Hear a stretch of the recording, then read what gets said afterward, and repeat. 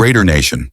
The Raiders dominate the 1983 season behind Marcus Allen's 1,098 rushing yards and a top-3 scoring defense, capping it with a 38-9 Super Bowl XVIII win over Washington.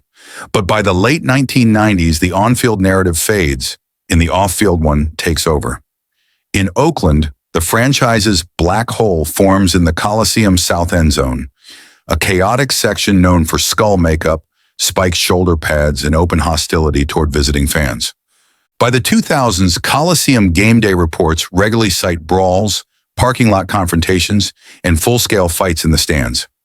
In 2015, one Raiders fan stabs a Chargers supporter after a game, prompting a wave of league-mandated security changes. 4 years later, SB Nation's fan survey ranks Raiders fans as the NFL's most violent. The league bans "We Don't Dial 911" banners and increases law enforcement presence at all home games. The reputation sticks even after the team relocates to Las Vegas. Eagles fans. In 1968, the Eagles finished 2-12 and miss out on the O.J. Simpson sweepstakes, but it's a halftime stunt that defines their season. When a fan dressed as Santa Claus walks onto the field during a holiday game, frustrated Eagles supporters pelt him with snowballs. The team's public apology only fuels the myth. The image sticks for decades. By 1999, the fan base's reputation escalates. During a Monday Night Football game, Eagles fans cheer as Cowboys wideout Michael Irvin lies motionless after a neck injury at Veterans Stadium. In 2003, the team installs an actual courtroom and holding cell inside the stadium to process arrests on game days. The lowlights keep coming, like in 2018, when a fan punches a police horse after the NFC Championship win over the Vikings. Philadelphia finishes 2023 with the most complaints filed to the NFL Fan Conduct Office. Meanwhile, chants of "No one likes us, we don't care" become the rallying cry, a defiant badge of honor for a fan base that thrives on being hated. Cleveland 2001. On December 16, 2001, the Browns trail the Jaguars 15-10 in the closing seconds when quarterback Tim Couch completes a fourth down pass to Quincy Morgan. Officials initially rule it a catch, but after Jacksonville calls timeout, referee Terry McCauley initiates a late video review. The ruling is reversed, and the Browns turn the ball over on downs, despite already snapping the ball for the next play. Chaos erupts in the stands. Incensed by the reversal, Browns fans begin pelting the field with full beer bottles. Some are still sealed. Officials, fearing for player safety, end the game with 48 seconds remaining and send both teams to the locker rooms. The league office steps in 30 minutes later, ordering the players back onto the field to finish the game. In a statement, the NFL calls the early stoppage not permissible under league rules. Cleveland Stadium security later admits they ran out of riot control personnel by the third quarter. The fallout cements Bottlegate in league history and sets a new standard for fan meltdowns. 49ers in Philly. The 2023 NFC Championship ends in a 31-7 blowout, with the Eagles punching their Super Bowl ticket and the 49ers left pointing fingers. San Francisco loses quarterback Brock Purdy to a torn UCL in the first quarter, and backup Josh Johnson exits with a concussion. With no healthy passer remaining, the Niners run out the clock with a one-dimensional offense. The game features 0 passing attempts after halftime. Almost immediately, fans online begin crafting a narrative. Hashtags like NFL rigged and fix was in trend across California, with accusations ranging from biased officiating to poorly maintained turf. By the following week, 49ers fans flood social media with slowed-down replays and Zapruder-style breakdowns of Nick Bosa's slips. Meanwhile, tensions escalate in person. Eagles fans are pepper-sprayed outside Lincoln Financial Field, and SF police dispatch undercover officers dressed in Philly gear to monitor post-game flare-ups. The NFL avoids issuing discipline, but both cities exit with bruised pride and an open wound that still hasn't healed. Steelers Nation. Pittsburgh wins 6 Super Bowl titles between 1975 and 2009, fueling one of the most dominant and self-righteous fan bases in NFL history. The 6 rings mantra becomes gospel at Heinz Field, where chants echo down from the upper deck like doctrine. But over time, the confidence mutates into aggression.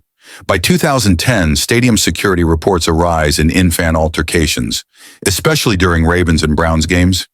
In 2015, a Steelers fan is banned for hurling a full tray of nachos at Baltimore's team bus.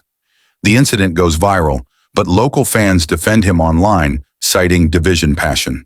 In Cincinnati, the Bengals respond by prohibiting terrible towels inside Paycor Stadium, citing safety concerns.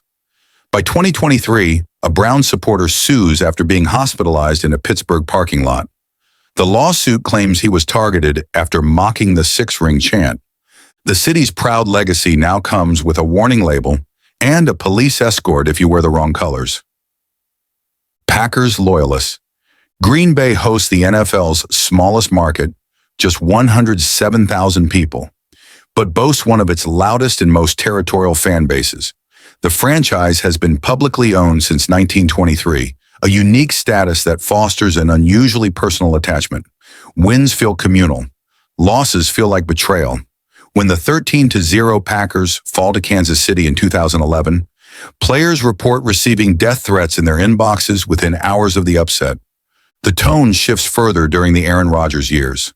His prolonged media feuds and standoffish interviews split the fan base into defenders and detractors, both armed with stats and spite. In 2021, Rodgers' vaccine controversy becomes a national flashpoint and a local firestorm. The front office eventually releases a statement asking fans to stop sending threats to team personnel. They don't mention how many came from shareholders. The cheesehead identity remains unshaken, but it's not always charming. Cowboys America. Dallas wins 5 Super Bowls between 1972 and 1996, establishing itself as the NFL's wealthiest, most watched, and most polarizing franchise. The team's 1990s dynasty, built on stars like Emmitt Smith and Troy Aikman, also becomes infamous for its off-field behavior, with the White House Party House near Valley Ranch linked to drugs, escorts, and NFL investigations. The chaos only cements fan loyalty. For Cowboy supporters, scandal and success become indistinguishable. In 2015, a reverse Dez Bryant catch in the divisional round against Green Bay ignites a new wave of online vitriol. 7 years later, fans throw garbage at referees exiting AT&T Stadium after a 23-17 playoff loss to San Francisco. The league fines the Cowboys $250,000 for damages, mostly from broken seats and signage in the lower bowl. Meanwhile, "We Dem Boys" transforms from rallying cry into a viral chant shouted during fights outside rival stadiums. No other fan base mixes pride, delusion, and volume with quite the same frequency. Bears tailgate war. By the mid-2010s, Soldier Field develops a reputation that rivals its icy weather. Fight reports double between 2013 and 2016, largely around the stadium's cramped South Lot tailgate zone. In 2009, a man is hospitalized after a stabbing inside a portable toilet during a parking lot argument, an incident that draws national headlines. In response, Chicago increases police presence, but the deterrent fails to cool long, simmering feuds with divisional rivals. A 2018 brawl near Navy Pier leaves a visiting Packers fan unconscious, prompting security overhauls on game days. The Bears' rivalries with Detroit and Green Bay shift from chants to scuffles, with multiple videos showing fans throwing beer cans, fists, and slurs. By 2021, the stadium averages 3 arrests per home game, twice the league median. Even in losing seasons, Bears fans never come quietly. Bills Mafia. Buffalo endures heartbreak on a historic scale between 1990 and 1993, losing 4 straight Super Bowls under head coach Marv Levy. The pain cements a defiant identity. What begins as loyal tailgating turns into something else entirely. By the mid-2010s, Bills Mafia gains national attention as fans leap off RVs through folding tables, often igniting them first. Despite injuries, cold weather, and a lack of playoff wins, the behavior intensifies, with stadium officials eventually banning tables outright. The bans do little to deter the fan base. In 2019, a viral clip shows a fan leaping off a parked bus and breaking his arm to cheers. In 2022, A snowball barrage during a home game against the Dolphins halts play. Referees warn the crowd, but fans keep throwing. Some bring pre-packed, disassembled tables to sneak them past security. The chaos grows louder every year. Buffalo falls short, feeding a siege mentality. The pattern sharpens further when they face a rising AFC rival with flash and firepower. Jets misery. The Jets win Super Bowl III in January 1969 behind Joe Namath's famous guarantee and never returned to the big game. Over 5 decades pass without a title. Playoff droughts stack, and the fan base calcifies into something uniquely bitter. By 2012, the team's most iconic supporter, Fireman Ed, publicly quits mid-season after a 49-19 loss to New England. He returns 3 years later, but the damage lingers. The JETS chant gets louder as the team gets worse. In 2019, with another losing season underway, Jets fans chant "Sell the team" at owner Woody Johnson during a home loss to the Steelers. By 2021, second overall pick Zach Wilson gets booed before halftime in just his 5th start. The following year, garbage rains down on players exiting the MetLife tunnel after another blowout. In 2023, fans start a GoFundMe campaign to buy out ownership entirely, raising $45,000 in less than a week. The desperation morphs into identity. The anger turns more volatile when the front office makes one final gamble. A veteran QB savior from Green Bay, Saints 2018. In the 2018 NFC Championship game, the Saints and Rams are tied 20-20 with under 2 minutes to play. On 3rd and 10 from the Rams' 13-yard line, cornerback nickel Roby Coleman launches into Saints receiver Tommy Lee Lewis well before the ball arrives. No penalty is called. The entire Superdome erupts. Players protest, coaches scream, broadcasters go silent. It becomes the most infamous non-call in modern NFL history. New Orleans fans file lawsuits demanding the league replay the final 2 minutes. Billboards appear across Atlanta calling Commissioner Roger Goodell a liar and a coward. The NFL responds with a rule change, allowing coaches to challenge pass interference calls for the 2019 season. But after widespread confusion, the league repeals the rule the very next year. For Saints fans, that 2018 loss becomes a civic wound. The anger doesn't fade, it festers, then follows the league into every future playoff whistle. Pat's dynasty fatigue. Over 2 decades, the Patriots dominate the NFL with 6 Super Bowl titles under Tom Brady and Bill Belichick. From 2001 to 2018, they appear in 9 Super Bowls, win the AFC East 17 times, and compile a 219-64 regular season record. But the reign isn't without scandal. In 2007, the league fines Belichick $500,000 and strips a first-round pick for illegally taping Jets coaches.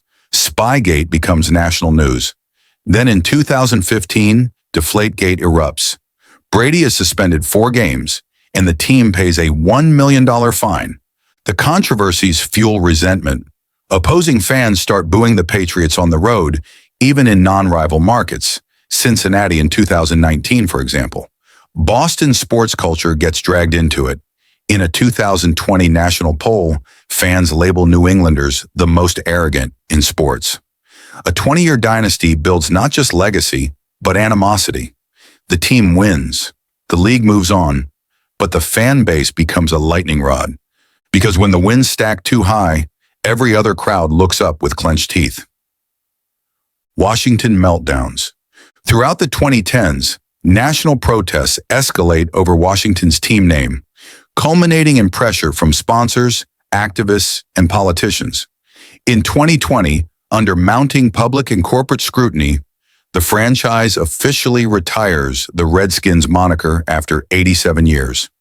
The organization plays 2 seasons as the Washington football team before rebranding again as the Commanders in 2022. A move met with mixed reactions and internal leaks.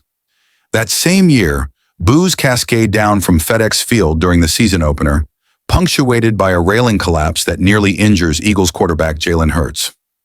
The chaos mirrors the broader dysfunction under owner Dan Snyder, who oversees just 3 playoff wins in 24 years.